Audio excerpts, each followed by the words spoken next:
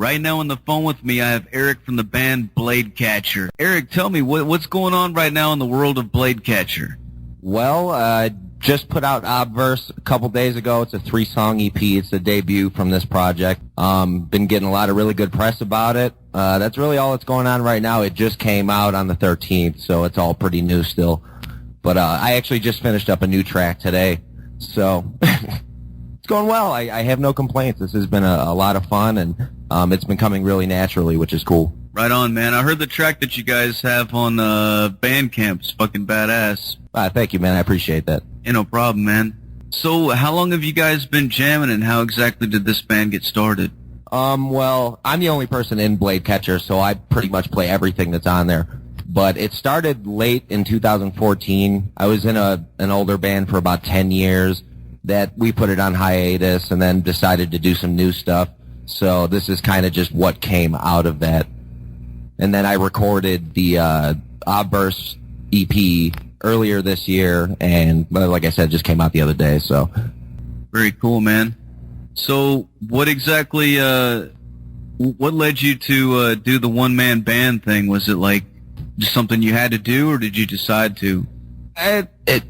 When it first all started, it was definitely more out of necessity than anything else, for sure. But over time, it just became something that's natural. Like, I still do collaborations with friends of mine and stuff like that, but most of the time I just work alone because it's easier for me. I have a specific vision that I'm trying to see to the end, and it's usually just works better with me being the only person in control of that. That's cool, man.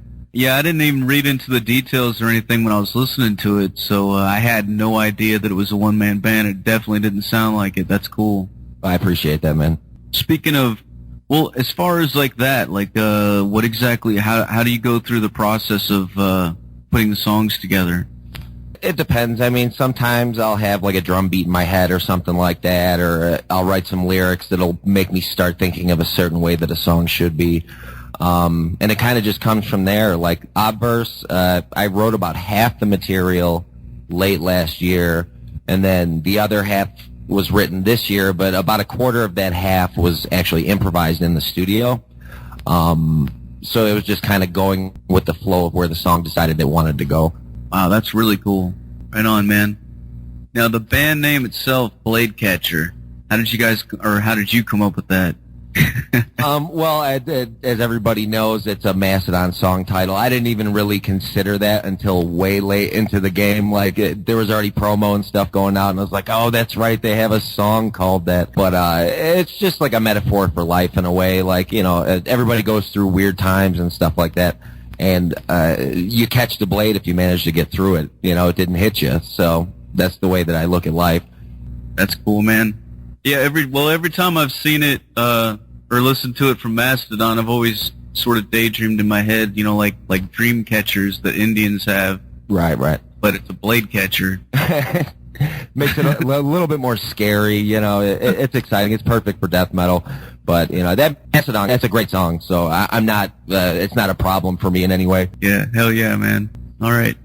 Now, the artwork, that's a really cool picture that you guys got on there. What can you tell us about that? I do a lot of trolling in, like, the public domain stuff, just different videos and pictures and stuff, and I stumbled upon this collection of pictures from a seance from, it was like 1913 or something like that. I got it written down. Not looking at it right now, unfortunately, so I apologize for that. But it was just this weird seance thing, and it ended up being phony, and it was all just this big scam that these people were trying to pull off. But I thought that some of the imagery was incredibly strange, and it just seemed to work somehow, and that's just how it ended up happening. It is, man. It looks like something from like a David Lynch film or some shit. Right, exactly. Like it's just really weird, even considering the fact that it's fake. It still looks very bizarre. Right on. Now, if you were to describe your music to somebody who's never listened to it, how would you describe it? I usually just tell people it's death metal, to be perfectly honest. I'm kind of a stickler when it comes to like genre tags and stuff. Usually that stuff, all it does is just like divide things and piss me off when I try to think about it. But I just call it death metal. I mean, it's not really modern, but it's not really like throwback either. It's kind of some weird medium of those two. As far as your musical influences, what would you say what got you into music, and then also what influences you to make the music that you make now? Well, the things that ultimately got me into music, I was a very young kid. I was like 12 years old, but I discovered AC/DC, the Ramones, and Metallica all right around the same time through like my cousin and my group of friends and whatnot. And it just like it made my mind work in a way that it never worked before, and it hit all these weird spots that I didn't even know existed. So it kind of just went from there. As far as death metal and stuff, it's kind of all over the place because I love a lot of the just killer death doom stuff like Disembowelment and whatnot. But I also love like 90s slam death too. So it's kind of a weird thing. And I also love like Obscura era Gorguts and things like that. I like weird death metal. So it's too hard to pinpoint one exact thing, but Morbid Angel is my favorite death metal band of all time. So that's really what I end up telling people. Hell yeah, Trey's a badass guitarist too, man. Oh, he's the best, man. Disregarding their last record, they're still the most important death metal band of all time, and I don't really care what anybody says about that. I mean, you got Death and things like Repulsion and stuff like that, but I think Morbid Angel kind of made death metal what it ended up becoming ultimately. Yeah, I definitely think that Trey sort of gets overshadowed by some of the other guys. I don't think he gets quite as much recognition. You mean like Dave or? He gets quite a lot of recognition, man. Everybody knows he's like the sickest guitarist ever, so it is what it is. If the rest of the world can't acknowledge it, that's their problem. All right, well, now the local scene, where are you from, and what can you tell us about it? Well, I'm originally from Chicago. I'm currently living in Boulder, Colorado. I moved up here actually just about a year ago. The scene's weird. Like, there isn't really a scene. Like, there's a couple of different bands, and some of them are really cool, and some of them aren't, but, like, there's no actual scene. It's just these bands that on occasion play shows on Tuesday, and 15 people show up and they get pissed off wondering why.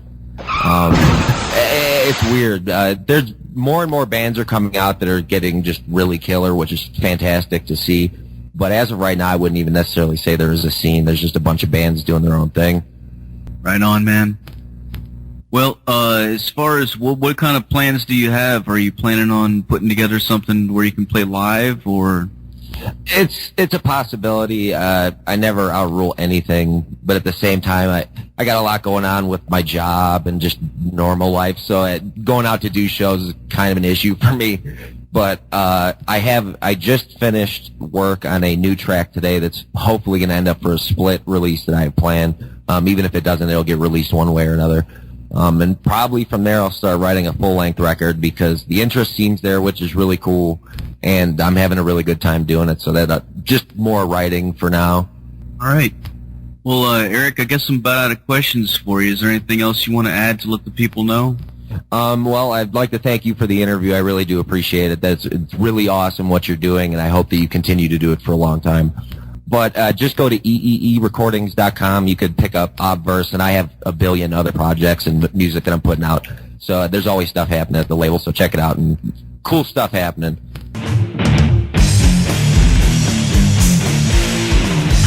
Fuck yeah, motherfuckers. There's some motherfucking Bladecatcher for ya.